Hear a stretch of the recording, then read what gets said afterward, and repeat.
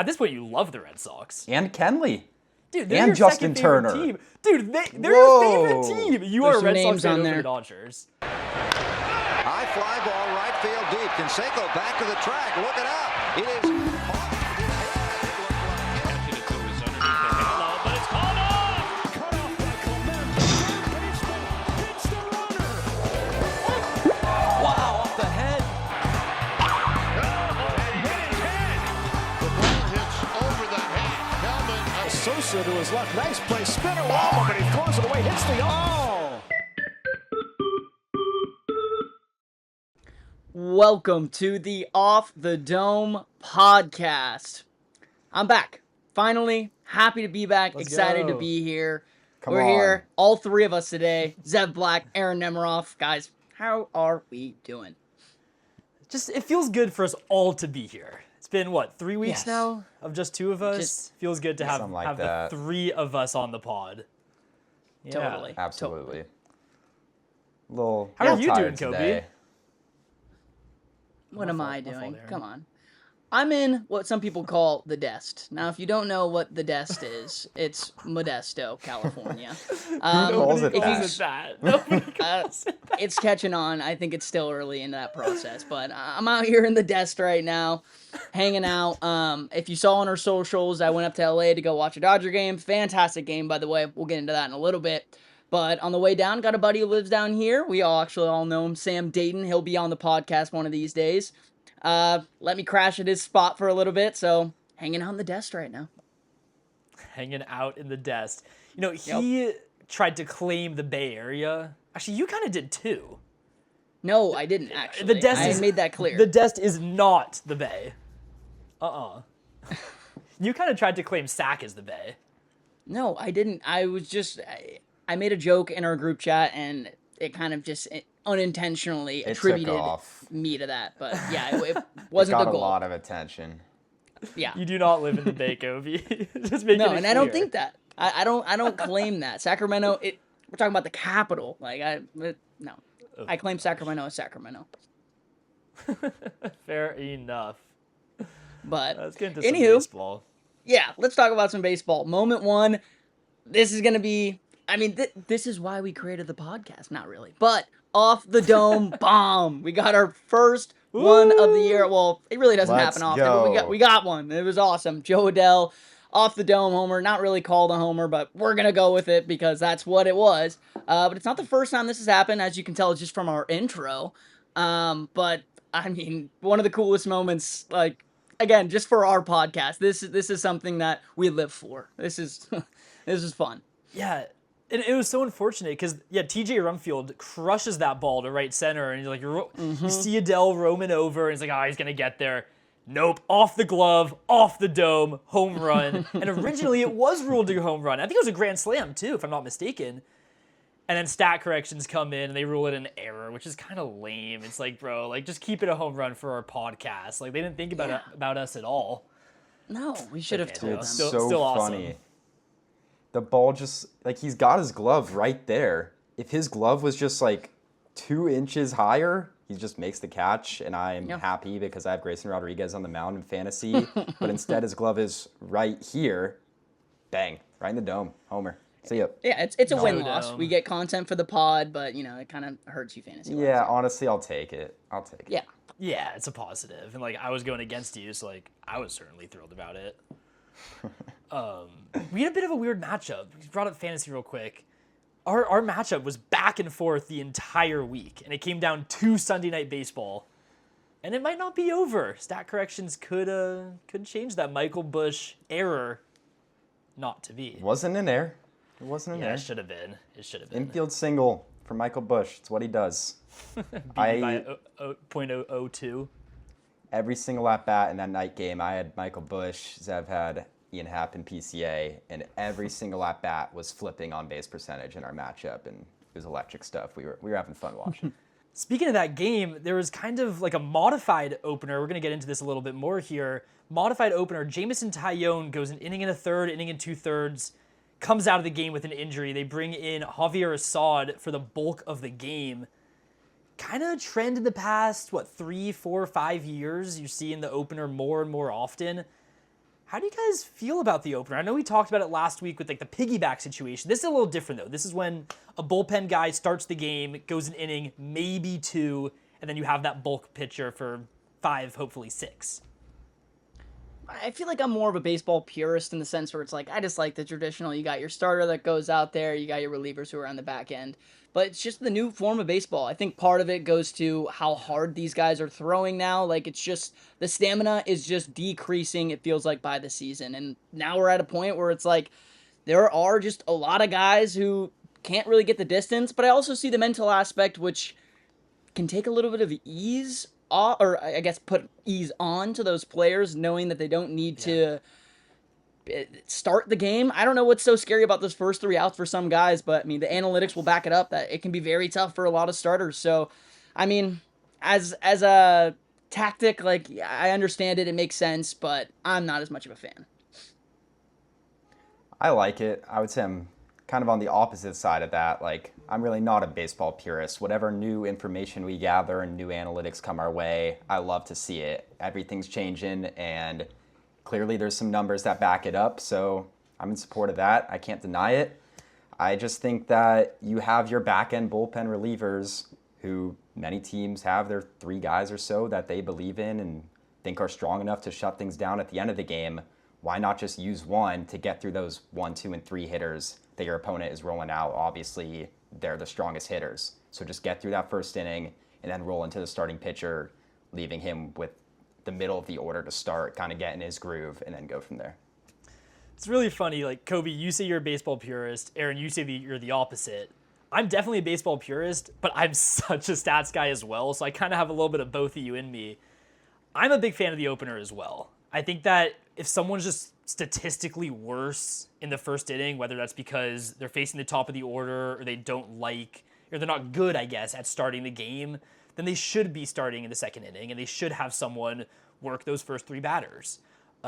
Brian Bayo this season is just atrocious in the first inning. He's been awful, and he's been great for the rest of the game. Starts in the second inning, great the rest of the way. Whether that's even if he's starting the game or coming in as a bulk guy, he's been phenomenal. I don't understand why they don't just have him the entire season, start in the second inning. On the flip side, you have a guy like Greg Weissert, who is just terrible when he inherits runners, and he's been phenomenal when he starts a clean inning. Have him be the starter, bring Bayo in the second, and you're golden. What gives? I mean, look, I feel like I can agree with you to an extent. Like, I am a baseball purist, and that's more of just a favorable side of things where it's just like, I like the way the game has been played for so long. But I still understand why that method works. And yeah, if the analytics are pointing one direction, go that way. But Brian Bayo still is just, he's been terrible. Like, I don't think it's just that. Like, there's definitely a mechanical issue. There's a reason why he is where he is right now. He needed to work on some things. I do like the thinking behind it, but I do think there are some rarer examples. Yes, he's been good out of the bullpen, but how many innings does he have logged this season out of the bullpen? I do think that there's just something. How many? I mean, he's made 4 appearances out of the bullpen and has given up like 2 runs, and they've been like 6 innings each. Okay. Like, he has been that good. Bit. Yeah. But yeah, I do think part of it too is just getting down to a mechanical sense for sometimes if you're struggling that much when you are starting the game. I just don't see the big mental, like, there needs to be a mental adjustment there at the end of the day. If he's not, if the difference between starting and opening or like and being bulk reliever is that big of a jump, like, there's something mental that he needs to work on. And I totally agree with that, for sure. And they're paying him too much money for him not to be starting games. Like, he needs to be a starter. But in the end of the day, like, they're trying to win games this season, and if he's just statistically better out of the bullpen, I feel like that's where he should be, and that's where he should stay. Some guys, like, there isn't a stat that can explain it. There isn't something that can say, this is why he's better out of the bullpen. If he just is, then he is. And I think that that's also, like, honestly, that's a pure baseball thought. Like, someone who's just better at something just because, that's, like, pure baseball. That's what it's all about. You kind of asked us, like, what's up with that? What do you think? Talking about Bayo and Weissert and all that. Yeah. And I hesitated. I kind of had nothing. And I realized it's because, like, I don't know what's up with that. I don't know what they're doing. I can't speak for Chad Tracy. It makes perfect sense to me. The numbers are right there in front of you. Like, you brought it to us perfectly. I got nothing. I don't know what they're doing. But I guess they don't got to worry about it anymore. He's in AAA. Yeah, they have him and Christian Campbell down there in AAA, like two guys they're paying $80 million to. Ridiculous. I also just have such an aversion to players who are like unwilling to do what's best for the team. Like you saw it with Eric Lauer this season. They wanted him to come out of the bullpen. He was like, I'm not going to do that. Obviously, Devers last year, that was a huge thing. Like, you're not willing to play first base. You're not willing to DH. Like, these guys are just getting paid way too much money to not do what's in the best interest of the team. And frankly, it pisses me off. Like, I want to go be playing ball. Yeah. Just giving out bad contracts, and that's the result. Yeah. Yeah, really frustrating. Man. Earlier this week, Zev and I had a pretty enjoyable time at Dodgers Diamondbacks game Tuesday. Kind of a last-minute decision. Just said, you know what, let's go to the game. We had great seats. We were 4 rows back behind the Dodgers dugout. Interesting. I saw row 10 on our ticket. I was like, okay, 10 rows back to the dugout. And we show up. Row 10 is the 4th row. It's like starts at 7, 8, 9, 10. Don't know how that happened, but that was pretty lucky. We're just right there. Like, we were both kind of talking about it. Like, this could be the closest we've ever been to the field. Really cool. Before the game, well, Zev's in his Mookie jersey, his Red Sox Mookie jersey. Naturally. You got that, Zev? Go Yeah, I bring got up the that. jersey. Oh, Let's see it. Totally. I was wearing my Mookie jersey and my Patriots hat. It's like a double combo because we had just gotten A.J. Brown. I was really excited about that. It's not a football pod. It's not a football Here's pod. Mook, and I got 2018 World Series patch right on it too. Beautiful jersey. All right. The freaking man. I can't believe I had this happen. All right, anyways.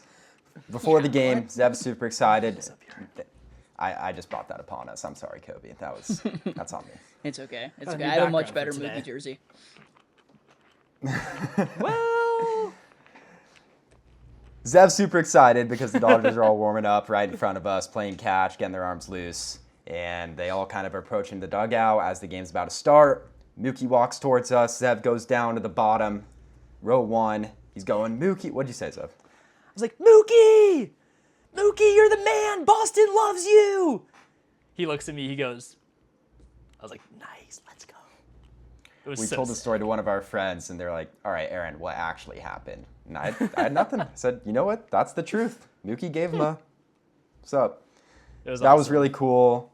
Anyways, it was a really good game. Freddie hit a first inning bomb. Dodgers rallied again in one of the later innings to go up 4-0. And D-backs stuck around. Corbin Carroll had a bomb. Yeah. Dodgers kind of rallied again. You thought they were pulling away. The D-backs had another rally. The tarps off section was going crazy. That was really cool to see in person because you see it on Twitter and you just see a whole section filled of people with their shirts off, spinning their shirts. And like, all right, this is going around baseball. But when you're there, you see it go from 4 people to 20 people to 50 people to an entire section over Multiple the course of 2 sections. innings. Oh, it expanded. Multiple, yeah. It expanded into a second section. It's like every half inning you're looking up there. It's just growing. Continues Yeah. to grow. That was fun. Then there was like a weird thing where we just were sitting around for felt like 20 minutes because D-backs had a pinch hitter. It's either Pavin Smith or Geraldo Perdomo. They both pinch hit in this game. And as that hitter approaches the plate, he had stepped in the batter's box. Rushing decided he wanted to go talk to Will Klein because it was a pinch hitter and just kind of discuss the at-bat. The umps stopped it because they ultimately ruled that once the pinch hitter steps into the box, it's not a new batter. I think you get an extra mound visit for a pinch hitter. That's what the ump said over the mic. I wasn't really clear on this rule. We were very confused at the time. Yeah. But they spoke to Lovello for 10 minutes, then Roberts, and there was no punishment. It was just like, all right, Rushing, you can't go talk to Will Klein right now. This batter's already in the box, can't do it. But this thing lasted for 15 minutes anyways, so you know Rushing and Klein were able to talk about anything they wanted. They probably told lifetime stories in that amount of time. Yeah. So that was just a whole waste of time. No punishment, didn't even matter. Dodgers ultimately win the game. And Zev Tell your part of the story again. Yeah, I mean, after the game, it's like, they're having their handshake line, and I'm like, Aaron, let's go over to the dugout. Like, let's get right to the part where they're gonna be walking in. Why not? Pop on over there, and I see a baseball just chilling on the railing, and Mookie's coming in. I'm like, I already know I'm gonna be like, Mookie, can I get that ball? He splits off for his little post-game interview, and there's a Dodgers fan next to me in a Freddie jersey, and Freddie also is having an on-the-field interview, and he's like, the Dodgers fan's like, I'm gonna get that ball, and I'm like, nah, dude, like, Mookie's giving me that ball. Like, that's my boy. Mookie's my boy. Mookie comes into the dugout. It was pretty obvious for me, standing right there, that Zev had a lot more energy, and he was gonna get that ball. The other guy was kind of just standing there, like, almost behind Zev, it felt. It was like, you're not getting this ball, man. You're not getting I baseball maxed, for sure. I baseball mogged. Mookie comes into the dugout, and I go, Mookie! He looks up. I go, can I get that ball? He, like, kind of looks around, and he finally spots it, and he's like, how am I going to get it to you? And, like, we're so close that, like, I can literally hear his voice, which is, like, hear him say it. So sick. So and I go, cool. just, like, toss it under. Like, throw it to me. Like, get it under the netting. He's like, I don't think I can do that. He gives the ball to a ball boy, who then, like, tells me to go over to the side of the netting, tosses me the ball. Here it is. Mookie touched this baseball. Mookie touched this ball. Like, I was, like, shaking. I don't even know why. You have like, Mookie's balls. Yo, pause. What? Yo. That's the truth. Singular ball. Oh, sorry. You have his ball. You have his ball. Aaron took a sweet vid of it. We'll pop it in the corner here. Yes, Just a really fun time. I liked it so much that Mookie actually moved up in my favorite athletes of all time list. Where was he Moved up one. before, and where is he now? I think he was, let's see. He was at 5, I want to say.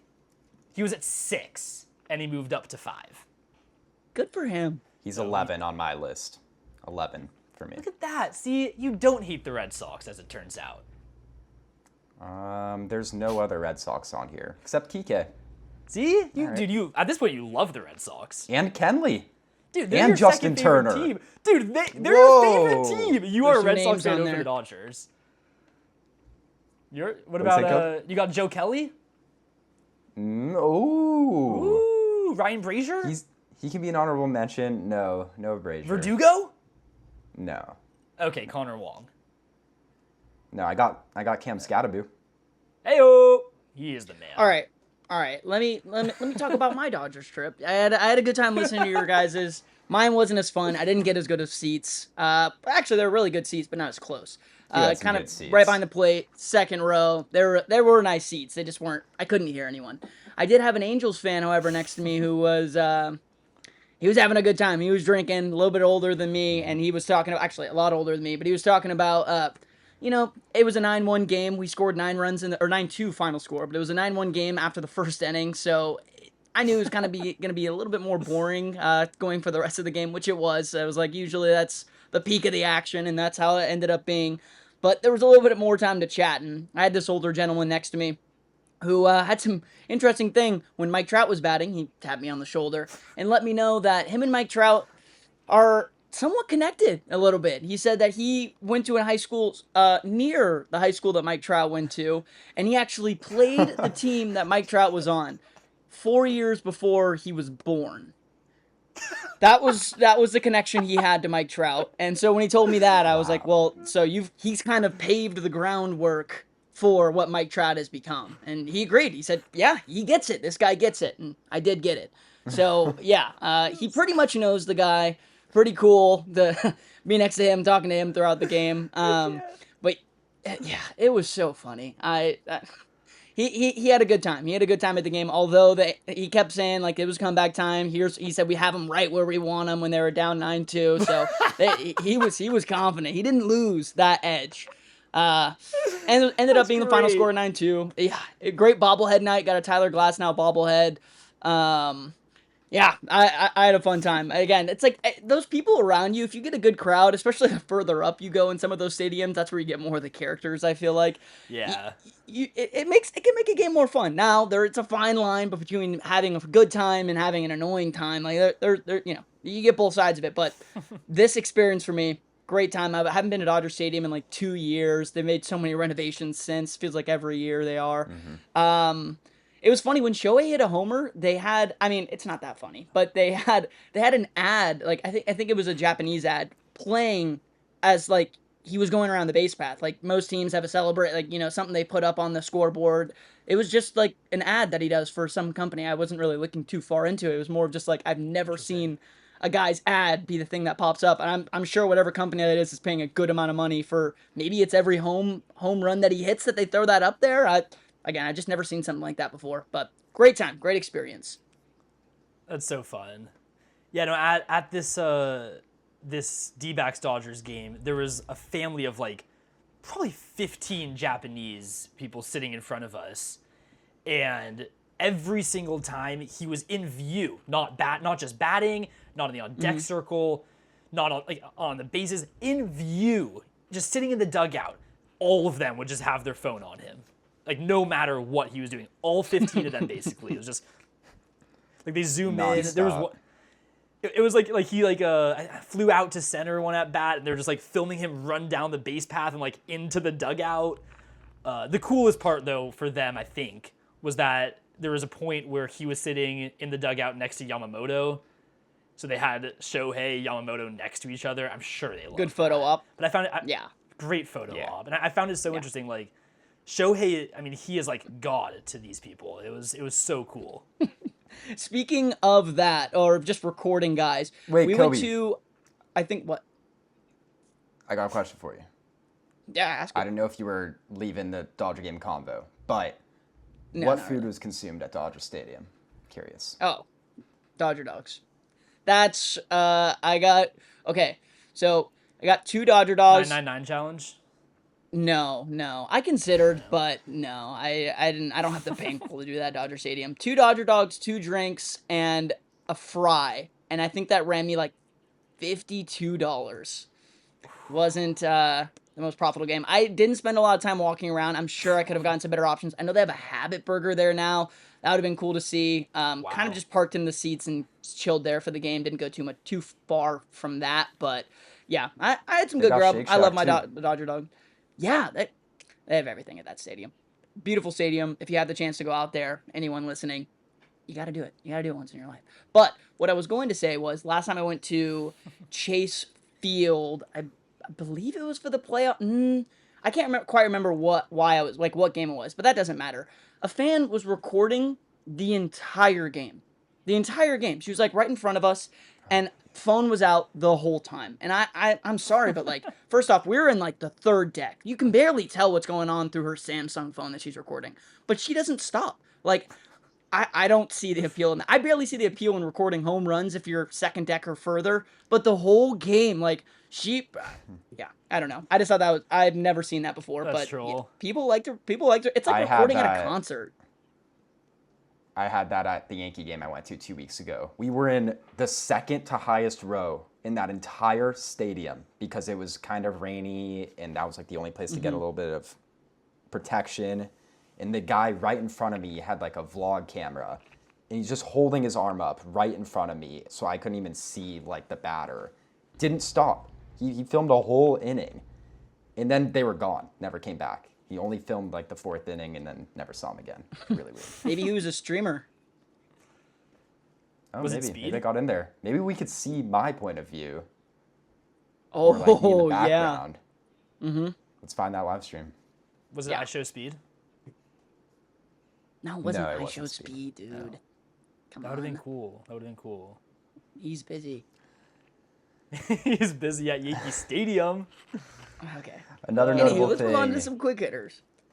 Let's do it. Another notable thing in that Dodgers D-back series. On Monday, to start the series, Eduardo Rodriguez on the mound facing Miguel Rojas, World Series hero, if you didn't know. He challenged 3 pitches in one bat. Rojas did, not Erod. Got the first two right. They were extremely close, but he nailed him. Two pitches, and then the third one did not get right. But 3 challenges and 1 at-bat, 2 for 3. Seems like a pretty solid ratio. Interesting. I feel like after you get the first two, it's kind of just like you're feeling it. Like you feel like you know the zone. Yeah. I agree. So 3 weeks ago, the Dodgers playing at Angel Stadium, Shohei hits a triple with an error. Ended up being an inside the park home run, kind of. It hits the net out in right field, and everyone's like, "Oh, it's just gonna be a ground rule double." I guess whatever ground rules they have, that net is in play. So like, it bounces a couple times, bounces up into the net, comes back in play. Inside the park home run. Soler earlier this week hits a game-tying 2-run triple because of the same thing. And it's like, if the net's not there, the ball's bouncing into the stands. And I feel like anywhere else you go, the net's out of play. I've never seen a stadium where the net's in play like that, but I guess Angel Stadium it is. Really bizarre. Yeah, no, that's a really weird moment. Our next moment was about Mr. Matt Olson hit one of the highest home runs ever recorded by StatCast, 49-degree launch angle, 193 feet apex, but it went 355 feet. You don't see too many high fly balls, which is like where the term came from, but yeah, another just not weird moment, but you don't see it often. Actually, you haven't seen it before. Yeah.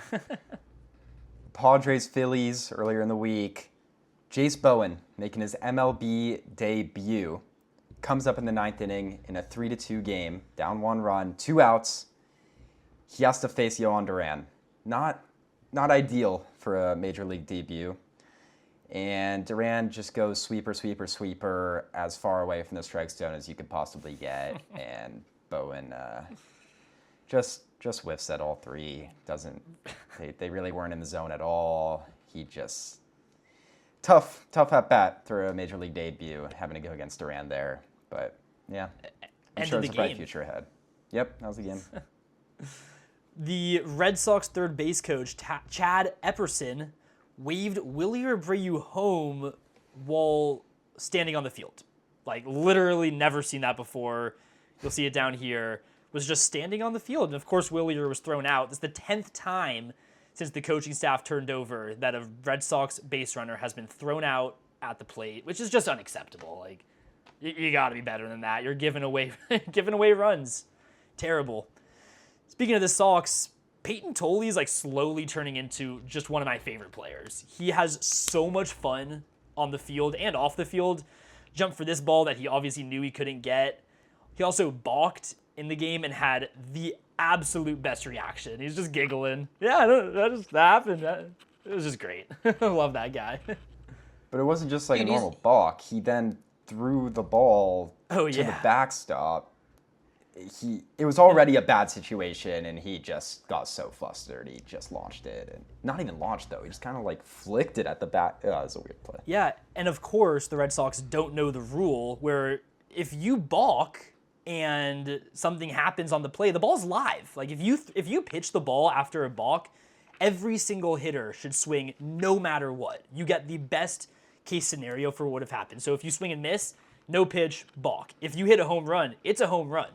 That guy was going to second base. He got to third. I think the umpires kind of messed up the play as well because they sent him back to second. I'm not sure what the ultimate ruling on it was. But yeah, ball's live after a balk. And the Red Sox, of course, didn't know the rule.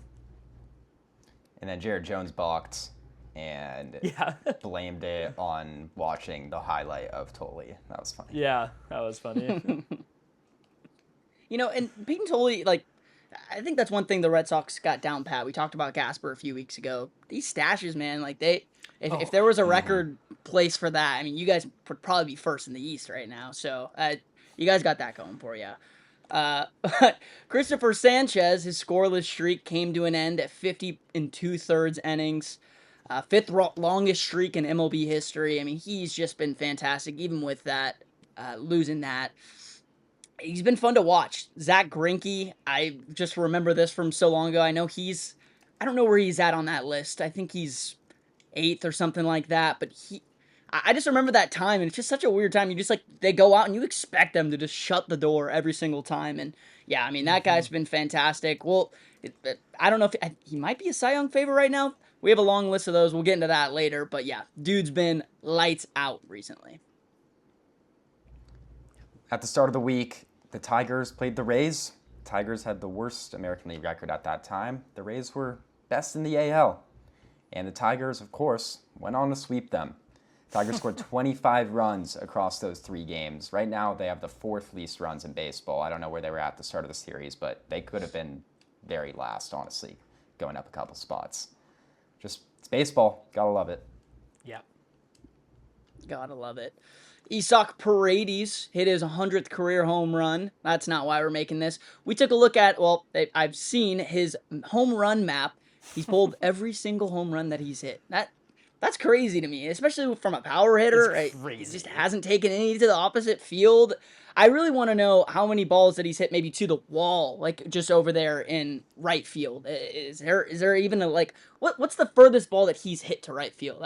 I don't know. But yeah, really interesting. 100 question. total home runs, all in the left field. Yeah, it's really bizarre. You'd think that pitchers would just pitch him away all the time, and I'm sure they do. You come in on the guy and he's putting it into the Crawford box.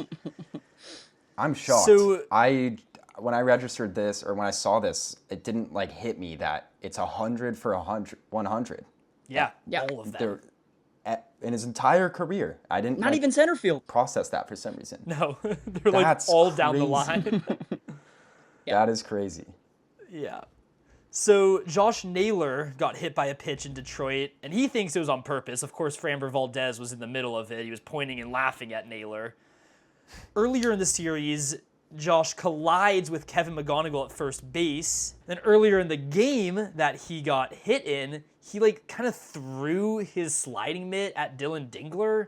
Not sure if that was on purpose. Kind of looks like it was. It kind of looks like it wasn't. I'll let you guys be the judge. Also in this game, Randy Arozarena, I guess, was getting chirped by a fan and responded in just the best way possible. Signed to baseball, put a little note on it, tossed it to the guy. Pretty cool. Love that kind of interaction with fans. Yeah. No, cool moment. Jesus Sanchez, he Cool. scored on a ground out, but that's not the interesting part. So Ernie Clement was going to second base, and Gunnar Henderson looked like he kind of made an attempt for a tag, but not enough, and I think that plays a role in it as well. But it looked like Clement did kind of go out of the line. The rules I'm not too well versed on that, but it definitely had people in an uproar. They ended up not ruling Clement out because he went out of the base path, and they didn't get a double play on it, hence why the run scored. Very intriguing play. Let me know what you guys think. I know you guys are watching it right now, so let me know what you guys think in the comments about that. We're going back and forth about what we thought it should have been ruled. After starting the season 6 for 45 with only 2 RBIs, Sebastian Rivero had a 5 for 5 day with 6 RBIs. Kind of interesting how to go. He's back. Maybe that's the spark he needed to go from, maybe get that average up a little bit. Yeah, and that's like, we were just talking about, how like the Rays get swept by the Tigers. Like, that's just baseball. Sebastian Rivero, 5 for 5 days, 6 ribbies, was just seeing the ball well that day.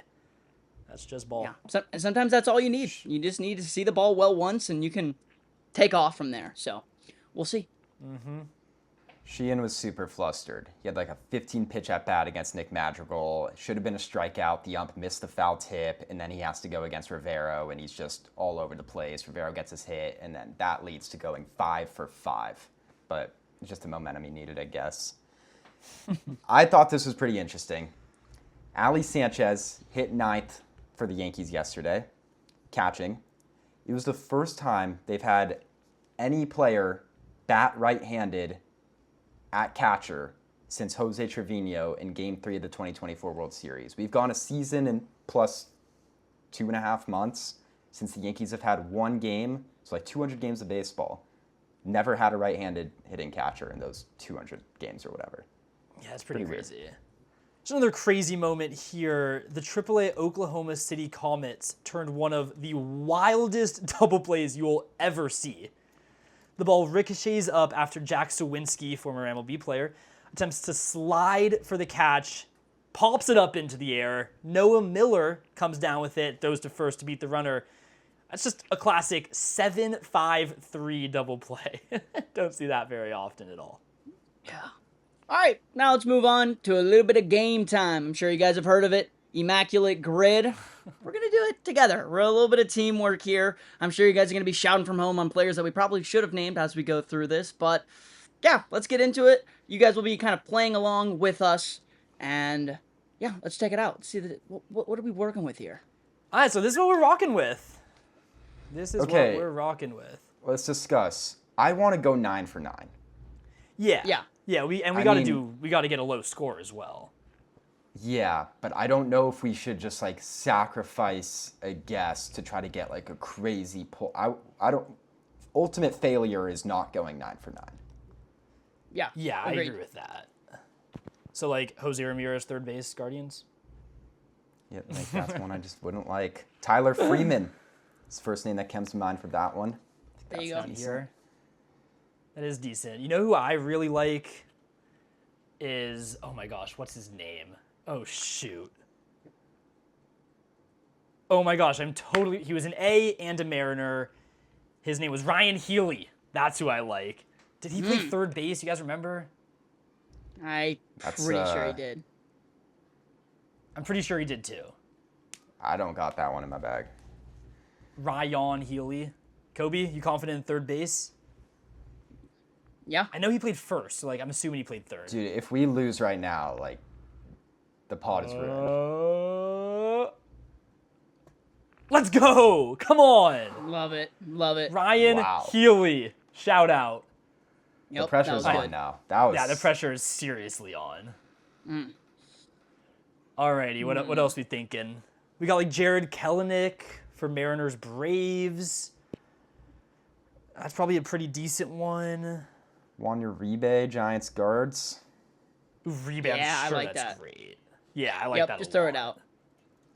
Yep. He played like 2 minutes on the end. Yeah. Nice, guys. Yep, Nice. Great. Okay. A giant silver slugger. There's probably a lot. I could probably go like Jeff Kent. Like how many people are saying Jeff Kent? He's Assuming pretty he won it. common. I mean, he wins MVP. Yeah, but I feel like a lot of people are just saying like Barry Bonds or Buster Posey. Kent is third. This is early 2000s. We got to do better. Okay. I just like it's hard because you know a guy played really well, but you got to get that silver slugger. Makes it a Yeah, little it's more just tricky. so random. Right. So Give me like a no. I was thinking Brandon Belt. But I don't know if he has one in. I don't know if he in his won a back silver pocket. slugger. Yeah, I know. I feel pretty good about Kelenic here. What do you guys Go think? for Go it. for it. I feel like this is gonna be pretty decent. Oh, wow, that's higher than I thought. I Current- was hoping for like a 10%er. Current Brave on the Mariners last season. What, 2 years ago? 2 years ago. Yeah, but people just like he wasn't very good. All right, well, that's not ideal. It's recoverable. It's We haven't recoverable. failed. Okay, I mean, so you said Tyler Freeman. That's probably pretty good.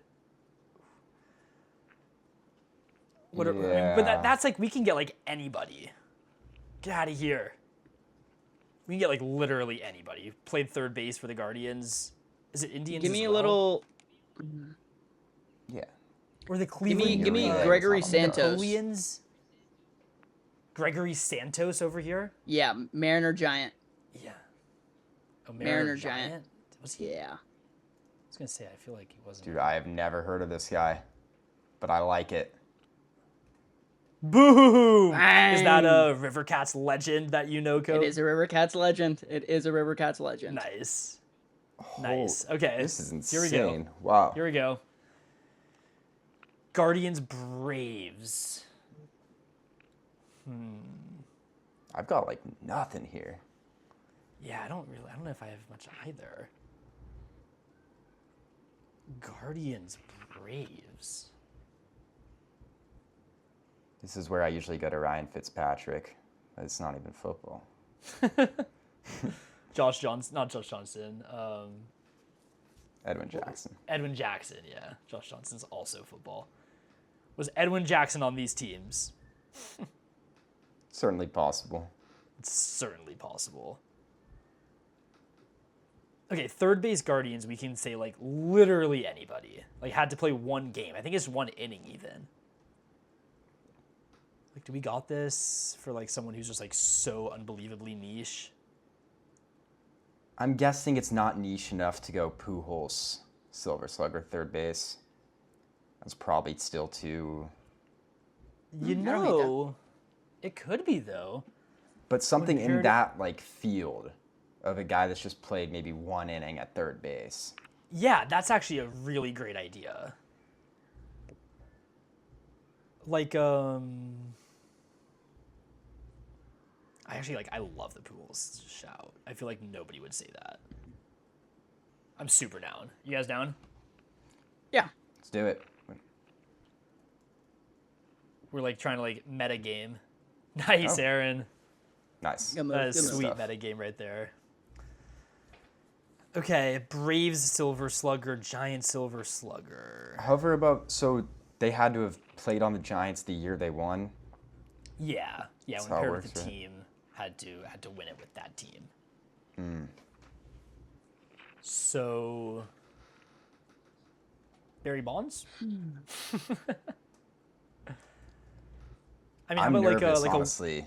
like a Will Clark? Assuming he won a Silver Slugger. Yeah. Just rock Tyler Freeman. That's good enough. Yeah, I like it. Where is it? Here he is. Oh, Okay. it's like extremely good. Yeah. It's great. Had 130 years of baseball to pick a third baseman. Okay, I don't know if. Oh, see, Silver Slugger is just tough, man. Just go, Kent. It's not going to be good. It's not gonna be good. But like, I Yeah, don't it's got fine. Giants. Silver Oh! Sluggers. Oh, Dude. Oh, yes. This is just the best one. It's just fun. We got to go Bumgarner. Got to go Mad like Bum. guaranteed. Yeah. I'd be Okay. shocked if it was wrong. Well, I mean, like Greinke was. Okay. Nice. Nice. That's fun. But can we That's get good the stuff. same thing here? Like Max Fried, wasn't he a Silver Slugger, or was he just Gold Gloves? No, he's Gold Glove. I don't know. Brian McCann? Like probably, right? He was pretty good in his peak. But, I don't know. If you got something better. Andrew I'm just Jones? thinking, like, he was defense. Just throw out an Austin Riley. We gotta figure out this Guardian Brave. Yeah, let's come back to this. Let's get a Guardian and a Brave.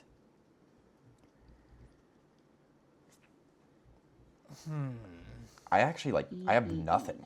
I have nothing either. Oh, Michael Bourne is a correct answer, if you think it's good or not. It actually might be kind of good. That's probably pretty good. I'm super down. Noe.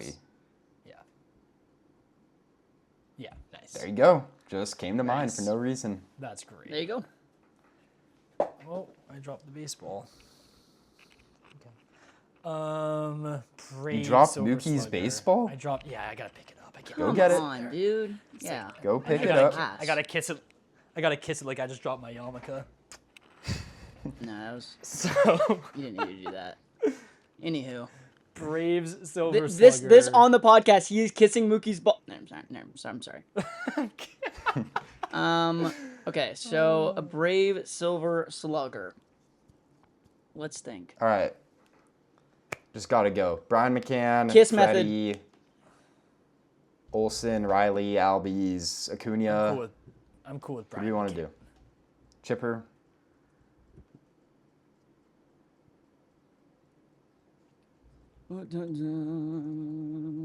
Should we go Brian McCann? I don't like think this is like Austin a Riley. guaranteed correct answer. You want to go Riley? I But Riley had there's only one season It's not. that this could be correct. He got it, bro. He got it. He balled out. You know for a fact. It's like a one season. I'll They die can't on have that at least hill. like a 4 season. I'll die on He'll that hill. die on the. If he's dying on the hill, we have to go. I'm dying on the hill. He's doing gonna it. die. Let's go, Kobe. Oh wow. And I'm 2%. alive. I'm alive. Come on. Come on, show some. I apologize. I We apologize. don't have anything. It's okay. It's all right. Yeah, let's talk the Yanks. Kind of unfortunate they weren't on that grid. That would have been a real good transition. So Aaron Judge has a stress fracture in his ribs. This does not bode well for the team that obviously relies on him heavily to carry their offense. There's no timetable. He's expected back in August. Could be out then. Could be out the rest of the season. I think they're kind of cooked if he's out for the rest of the season, especially. They'll probably still make the playoffs even without him. But that offense is just not great. The last time he was out for an extended amount of time was 2023, and they go 25-31 without him. They're lucky they have a guy by the name of Ben Rice this season to keep him chugging, but if he sees a dip in production, like they are in serious trouble, especially because Jazz is not performing very well, and the rest of the team, Trent Grisham not performing well. Ben Rice and Aaron Judge have accounted for 38% of the team's home runs this year. It could be trouble without him, excuse me. I think it's Aaron Judge. That sucks. Definitely sucks. Hate to lose him, but we're still in the regular season. The American League is still terrible, like we seem to find a way to bring up every episode. I think they'll be fine ultimately. Their pitching is so good. They're top 5 in ERA, WHIP, and opponent batting average. They're 4th in quality starts. They just have a great rotation. Cole is back. Fried will be back in, a month or so, a few weeks. And the bullpen is strong enough. Bednar's been holding it down for the most part. He's not perfect, but he's still got it. He's still doing his job. They got other guys in there. And the hitting is also kind of good this year around Judge. Like you said, Rice is incredible. Bellinger's been good. Jazz, he makes things happen. He's got 16 steals. And now they have a right-handed hitting catcher. First time in a year and a half. So I think they're perfectly fine. They're on the up and up now. Exactly. Yeah, I'm agreeing with Aaron here. Like, I think they're gonna be just fine. Yeah, the AL's wide open. It obviously their offense isn't nearly the same as what it is with him, but they're gonna be just fine. They'll figure out ways to win games, and really, if you just stay afloat right now in the AL for the next month and a half, they'll be like they just need to stay in a 500 range, and I think they'd be just fine with how bad the AL's looked so far. But yeah, the pitching also is just a big part of that. Their pitching has been super dominant, and that brings me on to my next point, where pitchers have just been like exceptionally dominant. Like I don't know. I just feel like in the last few years, I don't see this many guys who are performing that well, specifically in the NL Cy Young race. That's kind of what I wanted to get into here. Because like I said earlier, Christopher Sanchez, he just lost his scoreless streak, but's been fantastic. Like, just one of the best pitchers in baseball. Jacob Mizorowski's been fantastic, throws the ball super hard. You can't count out guys like Paul Skenes, Chris Sale, Yoshinobu Yamamoto, all who I feel like in a regular season where there aren't guys who are just pitching to a tune of like a 1.5 ERA, like the guys in the twos, like they're still dominating. And then you have Shohei Ohtani, who may not get as many innings logged, but he's still got an ERA under 1, which is something that you gotta keep in mind, and keep in mind that the guy's hitting too, so not all of his time is spent pitching. I don't know, that plays a role in my eyes. And then you also have Mason Miller, a guy who I know it's hard for relievers to win it, but the numbers that he's putting up are hard to just ignore. Like, he's going to be, if he continues, at this rate, he's going to be in the top 6 candidates, I think. So, with all that being said, it's a very, very competitive race right now. I don't even know who I have winning it. I thought I had Christopher Sanchez. That's who I kind of thought. And I still think I am kind of going with him, just because I think Jacob Mizorowski, a lot of guys who throw hard. It's just, I think he's going to get innings capped later in the season. I think Shohei, he's a really big candidate in my eyes too. I want to see win. Actually, he was the guy I predicted earlier who I think does have the potential if he keeps that up. I think Christopher Sanchez, to me, seems like the, not clear cut, but seems like the guy who I think is going to win. I don't know. What do you guys think about all this? Yeah, I mean, it is just such a competitive race. There's 8 guys who realistically could win it this year. Ready for this take, though? With how good NL pitching has been, Paul Skenes is not a top 5 pitcher in the National League. And I'll list them out for you. Christopher Sanchez, Jacob Mizorowski, Chris Sale, Shohei Ohtani, Mason Miller. And if you're going to say, oh, well, Mason Miller's a relief pitcher, so you can't have him, Chase Burns has been absolutely unhittable this year. I forgot to add him in there too. He's in the Cy Young race too, but yes, continue. He's been awesome. Like, Sanchez just had a phenomenal month. Didn't allow a single run over the course of May. Mizorowski only allowed 2 in the month. Like, he was phenomenal. He's striking out guys at 13.3 Ks per 9 this season. Chris Sale, his slider is just nasty. It always has been. It's still great, and he's healthy. Shohei, I just find it so impressive that he's hitting and pitching. Like, obviously it's impressive. But if you really, like, think about what goes into that, that's nuts. Like, you have to focus on 2 different things during practice. Maybe he doesn't practice, he doesn't need it. But you got to focus on 2 different things over the course of the week. That's wild. Mason Miller obviously had that great stretch earlier in the season. He's still phenomenal. Every time he goes out there, it's like he's just going to strike out the side. And Chase Burns has the second highest WAR of any pitcher, 2.05 ERA, a sub-1 whip. And that was his biggest issue last year. Walked a lot of guys. Just hasn't really done that at all this year. Also, Christopher Sanchez, his changeup might be my favorite pitch in baseball. Like, that thing is unhittable. You pair that with the fastball and you get the changeup going down and away with a difference of speed of like 8 miles per hour. That's disgusting. Yeah. I think you guys covered it. A lot of incredible pitching in the NL. I don't got much else to say. Paul Skenes, top 5? Yeah, Paul Skenes is top 5. Yeah, Who are you I don't kicking know where out? you're going with that. You got to take one of them out. That's tough. We can drop Mason Miller. And because he's so good. I think I'm taking Skenes. They're all so good, but I'm just great. Trust factor. Skenes is just so intimidating. I think him and Miz might be top 2. Shohei is so strange. You watch him pitch, and it's kind of like it's never just calm as a viewer. He's a little bit wild. And the ERA is just so low. He gets out of jams with double plays. He doesn't feel as fluent as some of these other guys. But the numbers, the stats are what they are. And I think that's the sign of a great pitcher. A guy who gets into a little bit of trouble. Obviously, you want a clean inning. But you get into trouble, you don't panic, and you get out of the inning. And that's what he's done all season long. Like you said, he gets those double plays. That's so impressive.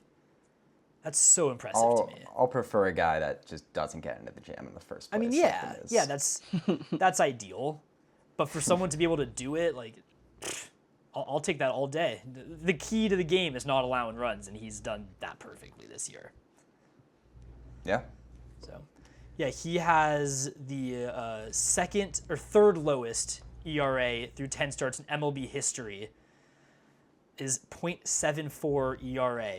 Is just great. Jacob deGrom in 2021, a .56, and Juan Marichal in 1966, .59. He also had, in the game he pitched earlier this week against the D-backs, reached base 5 times, which was more than he allowed against the D-backs. And he has more home runs on the season than total runs allowed. The guy's just a beast. Wow. It's crazy how used to this we are now. Like, it doesn't even feel like news. He did this in the playoffs, for heaven's sakes. Like, he does this, and I don't know. I feel like we don't even know how good we have at seeing this guy play. Like, he's one of a kind. Like, yes, I'm a Dodgers fan, but I think every single MLB fan should be able to sit back and just understand how unfathomable this is. Like, this is something that we've never seen. Like, that we've never seen to this dominance. And I really do think he has the complete capabilities to win both Cy Young and MVP this year. Has been done since the last Dodger did it back in 2014, Clayton Kershaw. I just think that innings could hurt a little bit, but if your ERA's under 1, I don't like if he does that throughout the whole season. I don't know how much innings are gonna matter at that point because that's just a different level of dominance. He's kind of an MVP glitch, huh? Yeah. It's a little And- unfair. So that takes Someone me back else needs to the do it. episode, Zev. Do you still You'll see think, it. Zev, do you still think Schwarber's MVP like you predicted a few episodes ago? I mean, look, I prefaced that with saying it's hard not to pick Ohtani. I just want it to be a little different. So like, He's a glitch. if I'm being honest, no, like Ohtani's gonna win it. But like, Unless he I'm goes down. riding Schwarber, unless he goes down, and like that is it's always possible. Especially So, when he's I'll pitching. ride Schwarber, but it's gonna be Ohtani. Let's do home run draft. I'm excited for this one this week because I am a 3-time champion of the last 3 weeks. 3 in a row. 3 in a row. You guys are falling behind. I tied Zev now. We're at the lead in the standings. Just a clean week from me. 2 from Jordan, 1 from Andy Pajes, and 2 from Cattell. You guys both got donuts from Acuna, which was just so like, of course, he gets 4 and 5 games, or 5 and 4 games 5 the and week 4 before. games. And then just goes donut. You got your numbers from a couple other guys. Who wants to lead us off? I'll lead us off. You guys might say I'm cheating here because my player did hit a home run already today. But I picked it Cheater. earlier in the day. Cheater. Boston sports fan. Cheater. Yep, typical. Well, I'm going with the guy who hit a homer against the Red Sox, Yandy Diaz. Playing the Sox right now in the Trop, playing the Angels. He's just so good against the Red Sox. He's on fire right now. Like he's just great. I'm going with Yandy Diaz. All right. No, I'm gonna yeah, go you- with a Mariner. They have 7 games on the road, so if you're gonna go Mariners, you really don't want to pick them in Seattle. And I'm just gonna take the best hitter on the team, Julio Rodriguez. Gets the Orioles and the Nationals. Whole lot of pitching that I don't think is very strong. And Julio is starting to get to his time of year. We're in June. It's J-Rod season. I'm riding J-Rod. People say like June is J-Rod's season. He's been great to start the year. It's kind of unexpected. Not like him. There was a few weeks where he had a slow few weeks. Yeah, first couple. But usually it's like the first half. Yeah. He's up to what, 14 homers on the year already? He had good. like 3 games in a row or something. Yeah, he's good. Kobe, who you going with? I am going with Mr. Jordan Alvarez. Keep it simple. He's going to Los Angeles to face the Angels, and then he's going to Kansas City to face the Royals. Like the matchups, really just hoping the guy can stay hot. I'm super down. Love that. Yeah. Second guy I'm going with is a Mariner as well, Aaron. But I'm going with Luke, a.k.a. Nuke, Rayleigh. I really like the guy. Like, it's been fun watching him play this season. He's on my other fantasy team, not our league, but the other one. Really liking it. Yeah, hopefully he has a bunch of bombs. Earlier this season, I think this was it's either our first or second week probably doing this. I picked Matt Olson and Drake Baldwin, and I love their matchups. And I said, why not just double down? Go with the Braves. They got good matchups. And it worked. So I'm going back to it. I picked Julio Rodriguez. My second name is Luke Rayleigh. Let's Written down go. before this podcast. That is not a switch up, not a coincidence. I can't believe we overlapped with Luke Rayleigh. The 3 of us did it with Bellinger. It happened at the Yeah, that Cunha was last crazy. week. But Luke Rayleigh, for 2 of us to be on that this week, it might just mean something. We might get 5 bombs out of Luke. Nuke. But yeah, hope not. Rayleigh. I already made my point for J-Rod earlier. Let's do it. Yeah, for mine, I went with, didn't go with Luke Rayleigh. I went with Shea Langoliers. Now, this week, they're not in Sacramento. You may think that they're home, that they're in Sacramento. No, they're in Las Vegas right now. They're taking over the Aviators Stadium, their AAA team. 4-week series kind of highlighting them moving to Vegas. It's the Vegas week for them. And so, yeah, I'm kind of high on them. They're going to be technically at home against the Brewers and the Rockies. That ballpark is a little bit even more hitter-friendly than Sacramento is, so that's already a plus. Shea's been probably one of the ace top hitters. I got to give credit to Nick Kurtz, but yeah, so Shea Langler is the guy I'm going with this week. Again, I think that Vegas, a little bit hotter, ball's going to travel a little further. Brewers, Rockies, like those matchups. Yeah. You know, Kobe, I love those matchups too. And I was going to pick Shea Langoliers, and I actually wrote him down. And then I realized No way. I have already taken Shea this season. Shout out to with Zev's a mom. different A. Yeah, actually, I didn't take them. Yeah, you're right. My mom took him. Mama Zev. I am going with a different A. The Rook. Brent Rooker. Just like what you said, I like the matchup. I mean, the Rockies are so trash. Like, that's going to work out for him. I said last week that Brent Rooker is not going to have a good season because I thought that injury was kind of hampering him. I said that to you, Aaron. But then he showed up and said, what injury? And had a really good weekend. So I'm riding that. All right, he has struggled this season. Maybe that weekend will turn things around. My last pick, I'm going to go against Rooker and take the opposing team, the team that's so bad. But you were really talking about the pitching, I think. Let's go Hunter Goodman. Had 4 bombs last week. He's got 3 games in Coors, 3 games in that Vegas stadium where it's hot. He has 3 lefties. Gets Shota Imanaga, who has just been giving up long ball after long ball this season. But let's go Hunter Goodman.